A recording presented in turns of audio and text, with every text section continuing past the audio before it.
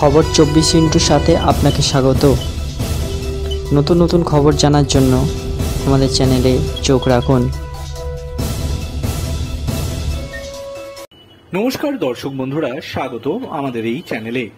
সম্প্রতি তারাতলায় ব্রিটানিয়ার কারখানা বন্ধ হয়ে যাওয়ার প্রশ্নের মুখে পড়তে হয় রাজ্যকে।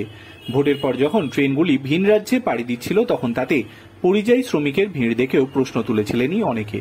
প্রশ্নটি, বাংলায় কি তাহলে কোনো কাজ আর বেঁচে নেই? কারখানাগুলো কি আর কখনোই খুলবে না?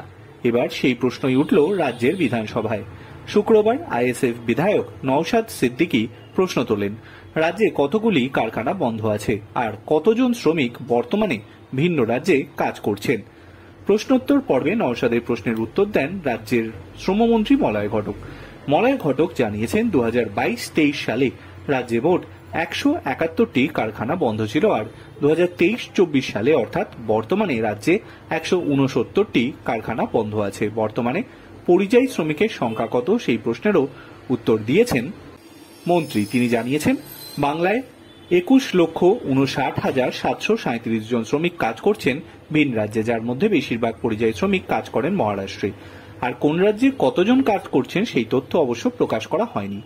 নওশাদ সিদ্দিকী জানান, 21 লক্ষের বেশি শ্রমিকের মাত্র 1 বছরের নথিভুক্ত করা হয়েছে। 2022 সালে এ নিয়ে প্রশ্ন করা হলেও উত্তর পাওয়া যায়নি। তিনি আরও জানিয়েছেন, ওয়েনারে কর্মরত বাংলার অনেক শ্রমিক এখনও আটকে আছেন। এখনও সবার সঙ্গে সরকার যোগাযোগ করে উঠতে পারেনি বলেই দাবি নওশাদের।